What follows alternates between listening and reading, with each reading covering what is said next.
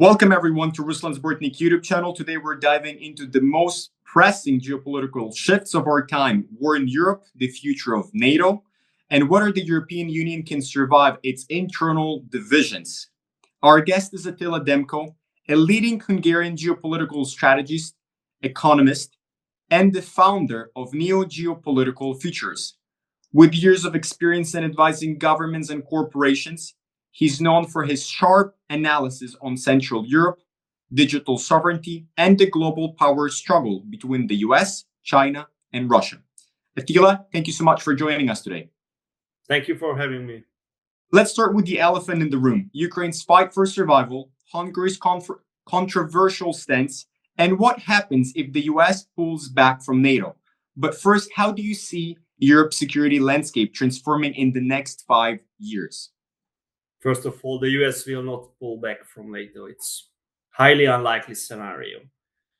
The Americans are critical of European countries, some European countries, because they didn't spend enough. Not in the last 10 years, not in the last 20 years, in the last 35 years since the dissolution of the Soviet Union. So it's a long-standing issue. It's not only the Trump administration, the Obama administration before, the Bush administration. They all complained about the loss of European capabilities, the operette armies, the marionette armies of Europe, and they were right. So, but that does not mean that the US will leave Europe.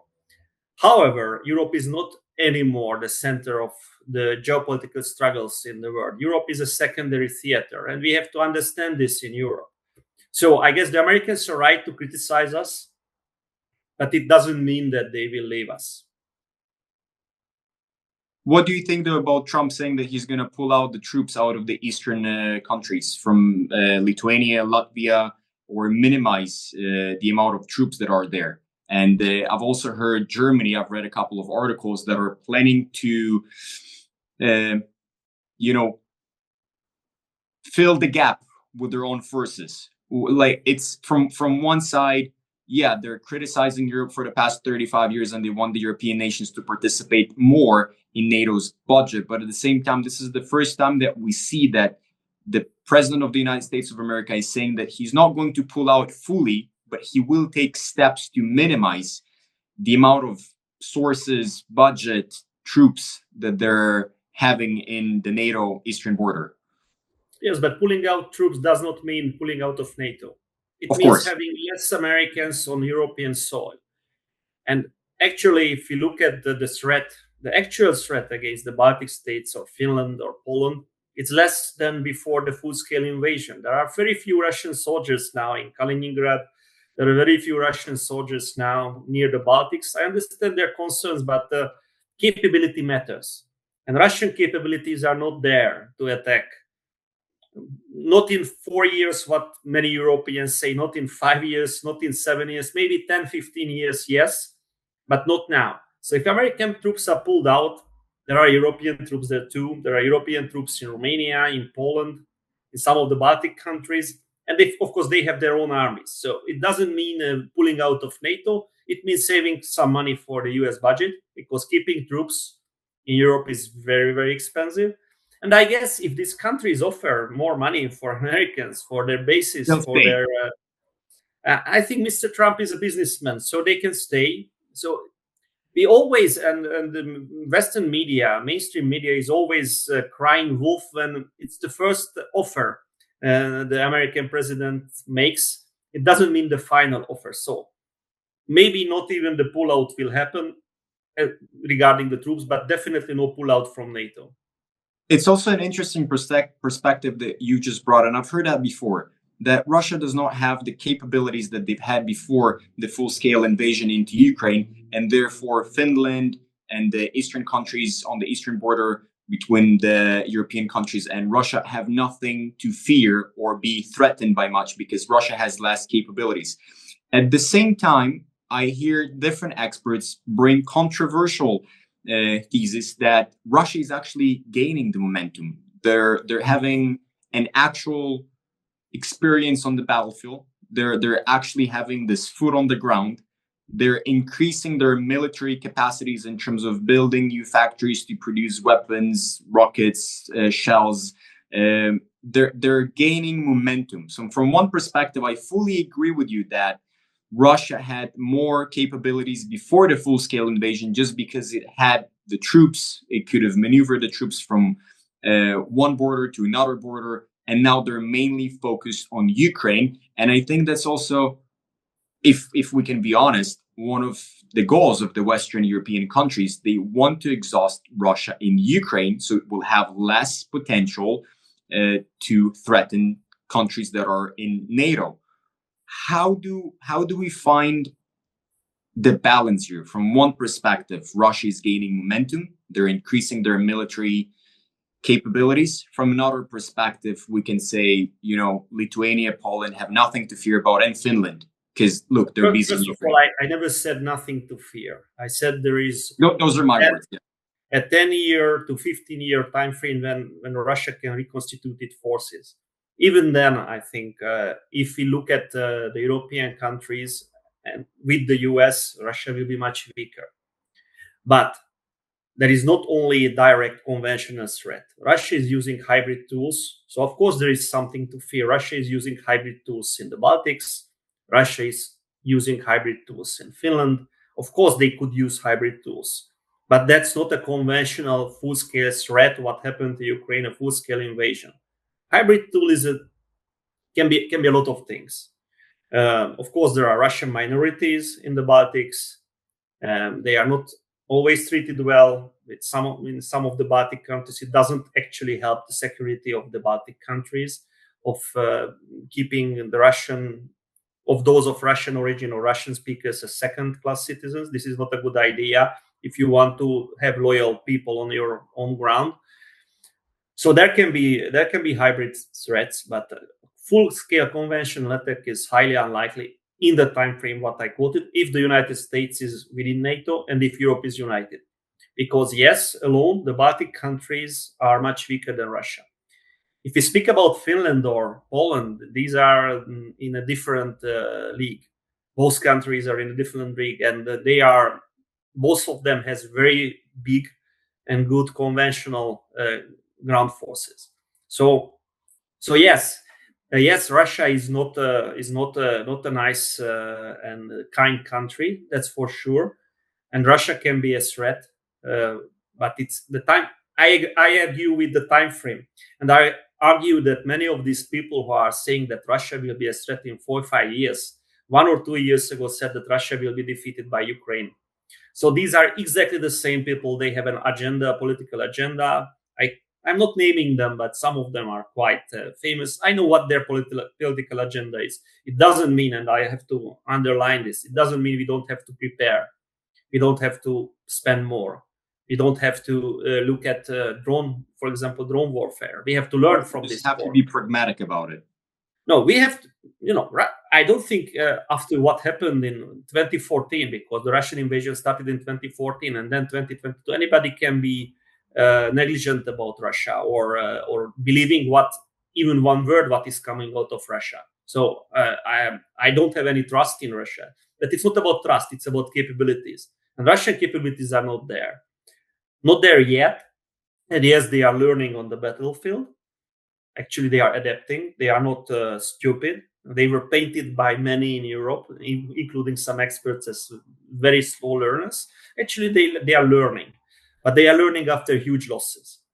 And yes, they can reconstitute some of what they have lost. But look at the strategic bombers they just lost a few days ago.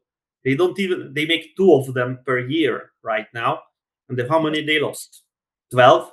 Okay, they are not the same. The 260 and the 295. They are the first one is a much more advanced airplane, but still, I mean, they are making 2 of them. The same with the tanks. I heard one expert saying they are making 1,500 tanks per year. Actually, no. They are taking out more than 1,000 tanks from storage and upgrading them. And they are sending that. These are all tanks, T-72s, T-64s, even T-55s, but they are limited. They will be not. They won't be there for long. I mean, these large capabilities, what they stored they are disappearing with every day in the war. So they are making maybe 200 or 300, between 200 and 300 new tanks. So again, we have to be realistic about Russia. Don't trust Russia, of course. I understand the fears of the Baltic countries. Let them see them as what they are, and they are aggressors in Ukraine. But don't make them much more of what they are. Especially, I feel a bit of a problem hearing it from people who were so enthusiastic in 2023 that Ukraine can defeat Russia, and now Russia can defeat Europe. These are the same people. So again, people have agenda, politicians have agendas. Experts should not deal with agendas. They should deal with the realities on the ground, and the reality on the ground that Russia has lost a lot. Russia learned a lot. The picture is not black and white, but Russia is not in danger, not a clear and present danger, not in 4 years. If NATO is united, if EU is united, if the Baltics are there alone facing Russia, if Estonia, Latvia, or Lithuania is alone, I don't think it can happen because Finland and Poland and some of the Scandinavians will be there anyway. But if they face it, that's a different story. But I don't think NATO is going to the direction of this solution. Again, this is an agenda. This is a political. They want. Some people want to make Mr. Trump look much worse than what he actually said. And that's politics. I don't want to deal with that in detail. I like the point that you've mentioned that in 2022, 2023, experts were saying that, look, Ukraine can defeat Russia. And those are the same people that are saying, look, Russia is now a threat to European countries and NATO. That's a great perspective to look how fast they go from one side to the extremist other side. If we dive into the economical impact of the Ukrainian-Russian war, because obviously European Union and European countries are suffering the most economically from that war. What's Hungary's situation here? If we can break it down, how Hungary was impacted in terms of trade, energy cost, and inflation because of the Ukrainian-Russian conflict. Sure, I'm not an economist, but I saw the economic aspects of on a fundamental level in Ukraine with my own eyes in Hungary.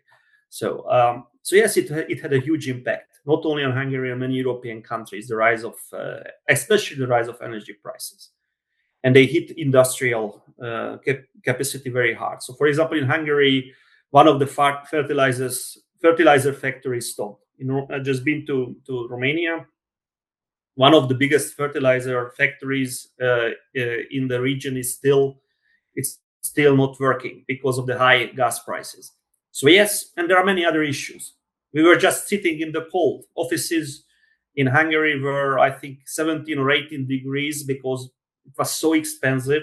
Natural gas was so expensive that the government kept the temperature in offices very low, and of course they were closed for a longer time in the winter. So we had a quite long winter holiday.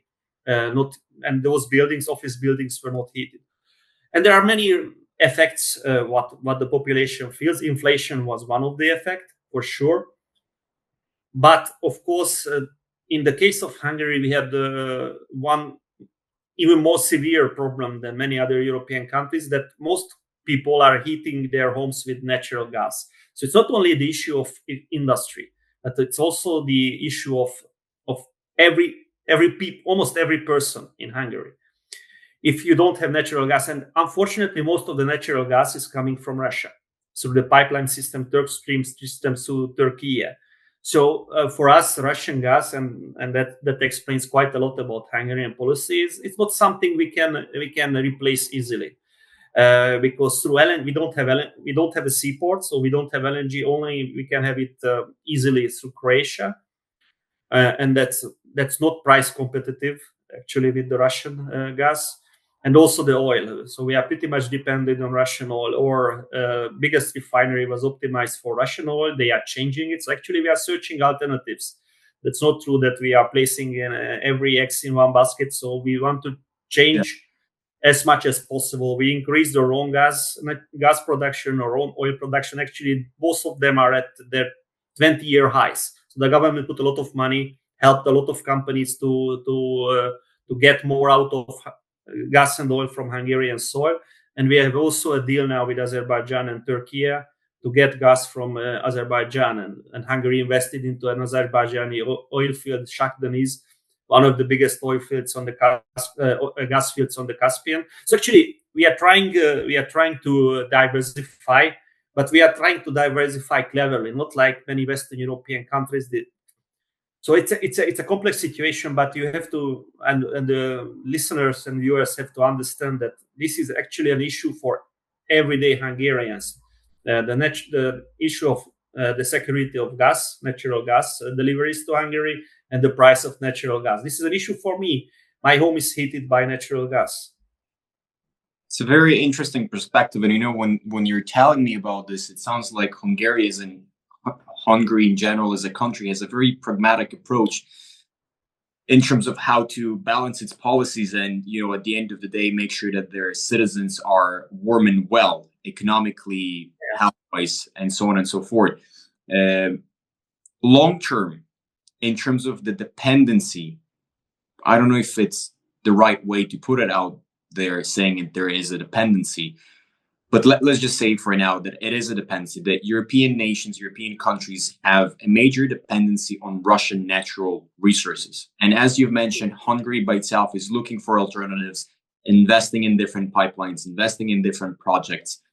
In the future, what system do you think can be developed in terms of Hungary energy system, European energy system? Russia will have to come back to European markets with its natural resources for European countries to thrive, or the conflict in Ukraine will be long enough for the European countries to develop those alternatives, just like Hungary is doing now, to fully disconnect or minimize to a very minimal impact or point Russian natural gas and other natural resources that are coming to Europe? So many countries already disconnected, especially those countries who could be at LNG ports. Not all, because France and Belgium is still buying a lot of LNG from Russia, but many. So for many countries, it's easier because it's not such percentage of the population of the voters. So to make it very clear, the voters could feel on their own skin, not the industry, not through indirect effects, but direct effect if Russian gas is not coming. So it's a primary issue for Hungary. So many other countries could change more easily. So not all of them. So actually, Europe did a lot. Europe did quite a lot to diversify away, but we replaced one dependency to another. So actually, the best way is to have all of these sources. And actually, I understand that they don't want to support Russian war with buying Russian oil and gas. But if we raise the price, for example, of oil, and that's many European policies contributed to raising the oil prices. And if we raise the price of the oil, Russia can less and they can still earn more money. So it's not always a good policy. So we have to think about it. But again, I'm not an economist. I'm not an energy policy expert. I'm a geopolitical expert, security policy expert. But that's how I see that we have to have clever policies with Russia. Don't trust Russia. Rebuild the armies. Diversify away from Russian resources. But to fully get rid of Russian resources would mean even greater loss in the case of Hungary for sure than the loss for Russia. So do we help Ukraine if our country goes bankrupt or goes in a very... So that's the question, and that's actually the two most dependent countries, and you get the answer for some other issues is Slovakia and Hungary in all of Europe. These are the two most dependent countries on Russian gas and oil. In terms of NATO, we've mentioned NATO before. Hungary has a special stance on NATO's membership in Ukraine's membership in NATO.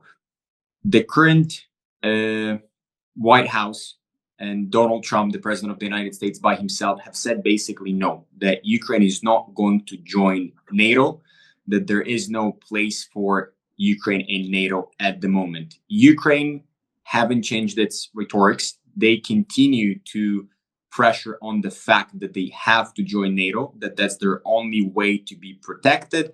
And they're also putting on the other side their positive impact on NATO, saying that we have a strong army and we're basically the frontier of Europe. We're going to protect Europe. So it's a win-win for both sides, or at least that's how Ukraine is trying to portray it. What's your perspective on Ukraine's membership in NATO?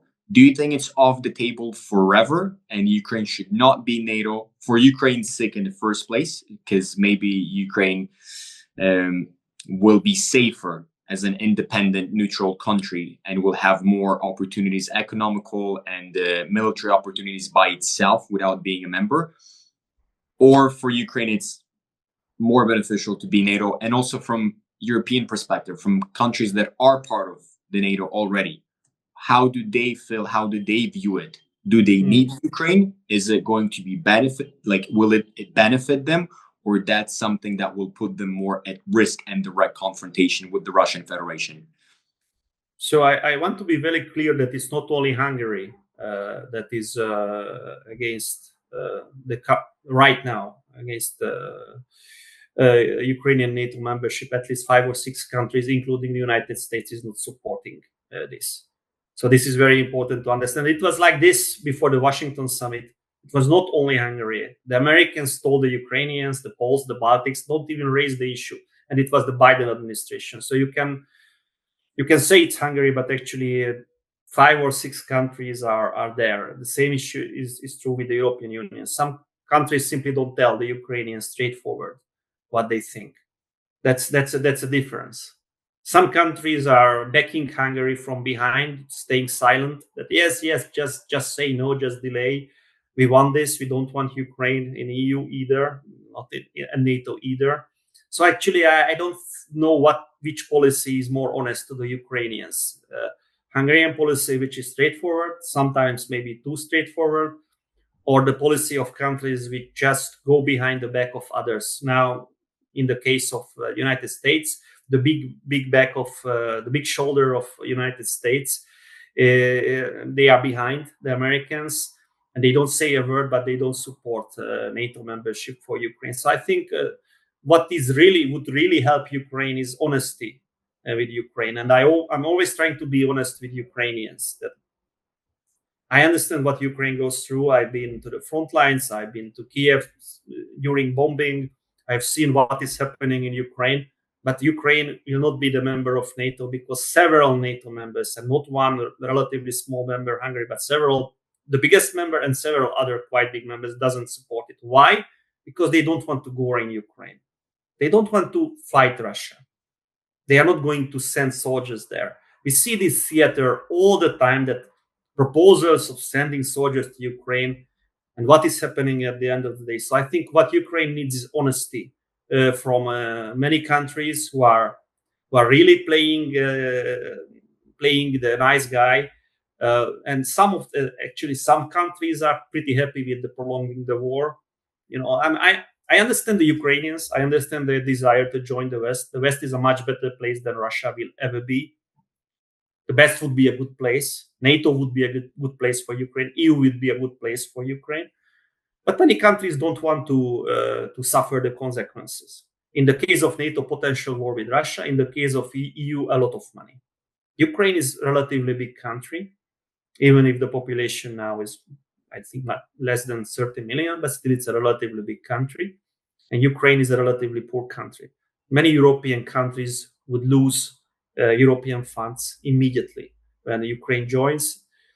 And even if there are certain rules and regulations, we can postpone, for example, opening the job market. That would be an issue in some countries. And of course, agriculture. That's a big issue for Poles, for French, for Hungarians too. So again, what Ukraine needs is honesty. Those who promised Ukraine membership in EU in 5 years, I'm not sure they are telling the truth. And even if Ukraine would be a member in 5 years, what would happen to Ukraine? Would it really help in many issues? So I think we have to help Ukraine, but first is honesty, and then, of course, give aid to Ukraine. That's for sure. And actually, Hungary is doing it.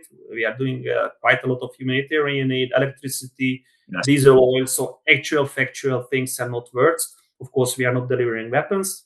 That's an issue. And I understand if Ukrainians don't like it and they don't like the Hungarian.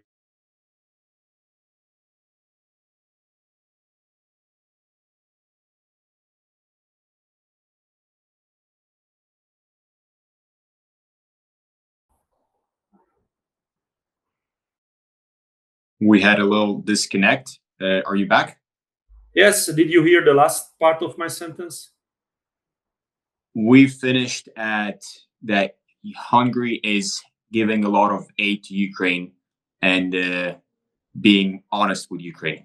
And then there was like a slight interruption, but I think we've missed a few words. Okay, it doesn't matter if you can cut it. We're good. And maybe it's also on my end, and in the recording we'll have the full sentence. I think there is a better understanding from the Ukrainian perspective now that NATO is off the table. I like in terms of from Ukrainian perspective, and the regular Ukrainian, they understand more and better. Sorry, one thing. NATO was always off the table. NATO was always off the table. In 2008, when Ukraine got this invitation, many European countries did not support Ukraine. 2014, not an issue. 2022, not an issue. So Ukrainians are not being told the truth. It was never really supported. That's what I'm saying. I'm talking from the perspective of the Ukrainian citizens, that their government was always trying to use that as an ideological campaign that they will join NATO. Right now, it's harder and harder for the Ukrainian government to keep waving that carrot in front of Ukrainians that we will join NATO. So I think from the perspective of an average Ukrainian, it's more clear now that NATO is off the table. I understand your perspective that you're saying it was always off the table, but from the Ukrainian perspective, it was hard for them to come to that realization that it is actually off the table. And it's hard now for the Ukrainian government to manipulate with saying we will join NATO. Like less and less people are actually buying into it, and there is harder and harder to influence the Ukrainians' perspective over the situation when it comes to NATO.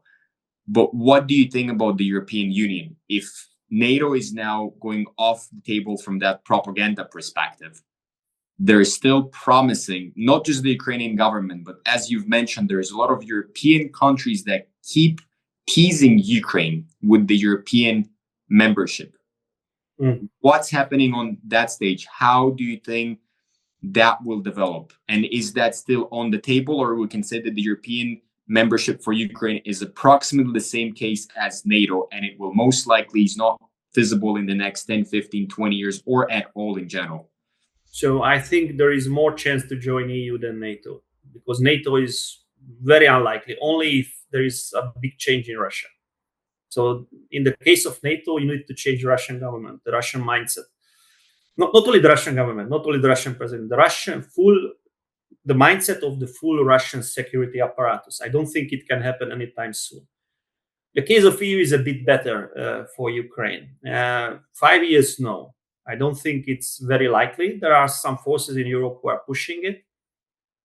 There are many people who I think they believe that it's possible. But if you look at the hurdles, what any country has to take to join the EU, even if there would be full support from all countries, it would be extremely hard if the war ends tomorrow.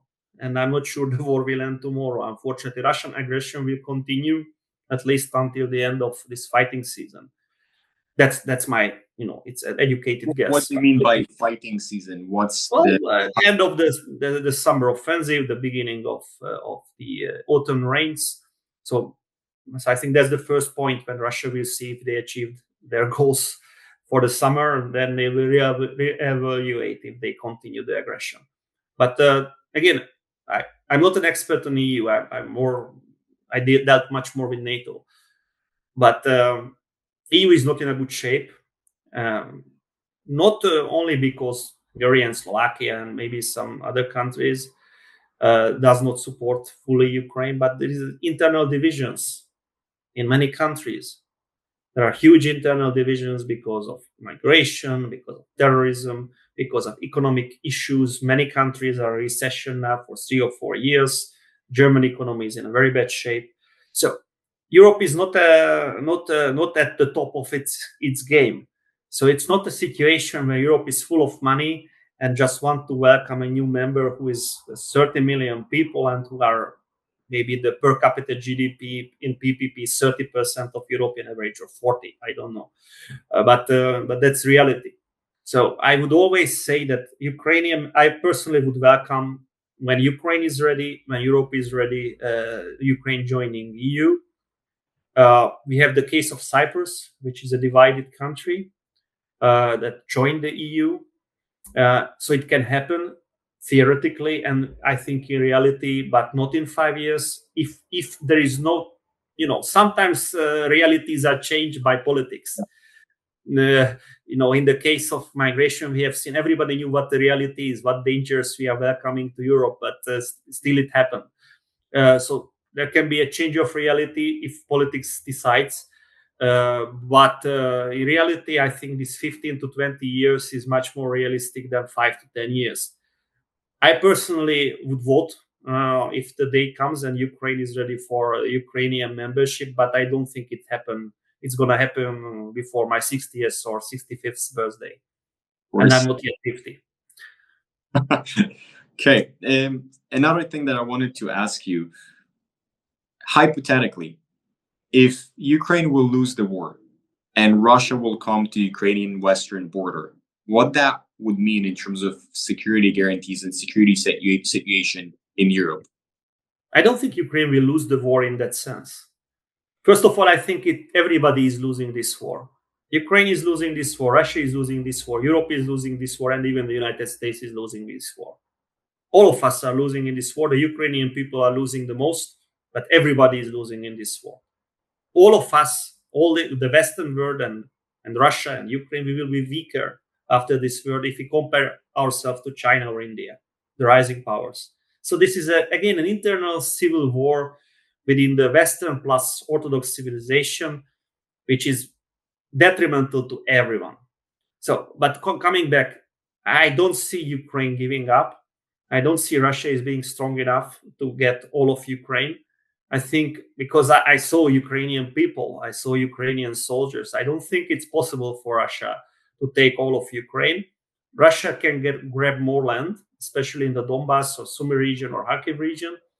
But I don't think they can cross the Dnieper easily. And even if they do, they would go for Odessa, not for Kiev, which is a big town, and not for the West. Russian army is not capable fully overtake in Ukraine, only in the case of full mobilization in Russia. And it didn't even happen in the worst moment of the war in 2022 autumn. There was no full mobilization. Putin does not want to do full mobilization. So I'm pretty sure that Ukrainians are strong enough to keep Russia at bay. So Russia will not get to Kiev or to Lviv or to Ivano-Frankivsk. It depends, of course, on the situation if they can go further. But even Kharkiv is a very big town.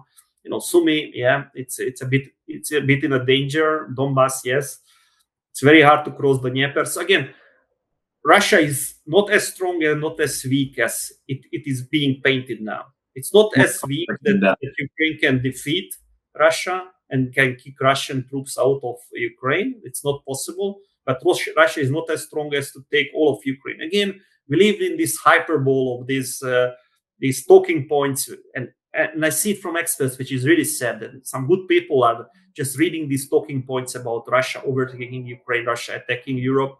Russia will not be able to fully defeat Ukraine because Ukrainian people are strong and patriotic, and because Russia is not as strong as it thought of itself. I want to move into a more positive shift. About 6 or 12 months ago, or maybe even longer than that, Prime Minister Viktor Orban was trying to feed a mediator role. He was trying to mediate peace. He was trying to connect the Ukrainians and Russians. He was trying to come up with, I can frankly say, some peaceful initiatives to end the war. And I think Hungary has this ability because it's trying to not maintain neutrality, but to maintain a pragmatism. Do you think Hungary, with its pragmatism and neutral stance, can be a mediator between Russia and Ukraine and help the fighting sides come to some resolution in the future?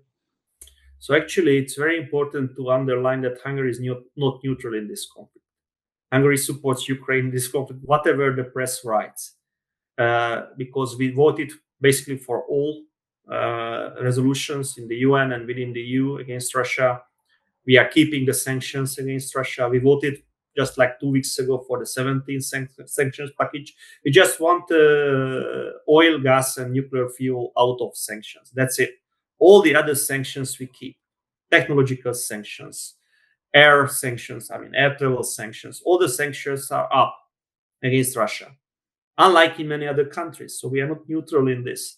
There is a big NATO exercise going on right now in Hungary. We raised the budget to 2% in NATO, and we have quite a lot of investment to our defense industry, which is important even on a European scale. So to say that Hungary is important or even supports Russia, it's press reports and that I understand that Ukrainians feel it that way. So don't get me wrong. I understand that Ukrainians feel like this, but the reality is much different. Most Hungarian people don't support Russia, but Vladimir Putin is very unpopular here. If you come to Budapest, you will not see Russian flags or Putin pictures, like in some other EU capitals, including EU capitals, and Belgrade is full of it. So you will not see pro-Russians. There are pro-Russian people. There are many more people who are a bit upset about the Ukrainian approach to Hungarian minority and language issues. So I wanted to touch that topic as well. It's not the topic maybe of today's discussion, but this is something which is very important. And I think Ukraine has problems with Poland and Romania too, maybe less pronounced than with Hungary in that field. So generally, I would say that Hungary, yes, try to explore. The prime minister tried to explore the possibilities in Kiev and Moscow, and he came back that the picture is not very good for negotiations. And that's what he said. But the issue was not only to Hungary try something, but there was a NATO summit after, and there was a meeting with then candidate Trump in Mar-a-Lago. So actually, Mr. Orban went to explore what is happening in Russia and Ukraine and tell it to NATO leaders, NATO allies, and to Mr. Trump. So that was, I think personally, that's my belief, that it was not really a start of a mission which Hungary will will have a main role in negotiations, but will have a role of informing other leaders. Again, Hungary is not Turkey. We don't have the size of Turkey. We don't have the geopolitical importance of Turkey. So I don't think Hungary can be an important negotiator. We can help if Ukraine and Russia asks, but I don't think Budapest will be the place where President Putin and President Zelensky meets, or Budapest will be and anyway, Budapest has a bad name, I think, for Ukrainians because of the Budapest Memorandum. Hungary had nothing to do with it, of course. We are not a signatory of the Budapest Memorandum, but it sounds bad for Ukrainians, and I understand that fully. Attila, we have covered we have covered on a fundamental level the economics. Something that you have mentioned that really should strike people that will listen to this podcast is that nobody in the Western civilization will win. Everybody's losing. The Europeans are getting weaker economically, maybe on different aspects and levels as well. The Ukrainians obviously are suffering the most. Russia is getting weaker. That being said, who do you think will dominate the European, the Central Europe in 2030? The European policies, European economy. US is shifting out, but you mentioned that they might not shift as obvious as they seem to shift. Who do you think will dominate the Central Europe in 2030? Will that become China, or maybe Russia will gain its momentum and strength back? How do you see the 2030s? So Russia is not the Russian Empire of the 19th century. Russia is a country which is going down demographically very badly, losing 1 million people every year. Russia again lost most of its stock for the big war. They used it up in Ukraine. Though that level of stockpile will never be in Russia again. What was destroyed by actually Ukrainians, mostly Ukrainians, and of course those who helped, volunteers who helped from Europe and other countries, yes, but mostly by Ukrainians. So again, that is lost. Russia will not rule this region. Russia have two tools. Actually, one tool: energy. oil and gas and nuclear fuel, which is, of course, cheaper than other tools. Hungary is changing. 15 years ago, we had 0% of solar power. Now we have more than 20% of solar within our energy mix. We're just going to get rid of Russian energy dependence. Not today, not tomorrow, not in 10 years, but 15 to 20 or even 30 years, Russia will not be in the position to blackmail the region, will not get the funds from oil and gas. So it's one generation. So Russia is not a rising power. Of course, again, don't underestimate Russia. I would not underestimate Russia, but Russia is beyond nuclear power, which of course they are superpower. It's a medium power. Medium in some issues, great power, but definitely not a superpower, and will never be. 19th century Russia was one of the really big powers of the age because of demography, because of the economic rise of Russia. This is not there. So who else? I mean, China is too far. China is an important player. By the way, why Hungary is friendly to China? Most of Chinese investment came to Hungary. We have more Chinese investment than all of the other countries, including Ukraine, in the region. So between Germany and Russia, we have more investment than any other country or all of the other countries combined. So if you look at Hungarian policy as something crazy, well, you should think twice. So it's like factories like towns rising up in a city called Debrecen and in Szeged, and square kilometers after square kilometer of factories. And the biggest investment is 8 billion in one trench, in one factory, $8 billion US. So I think even for much greater countries, this is important. It would be important, but not China.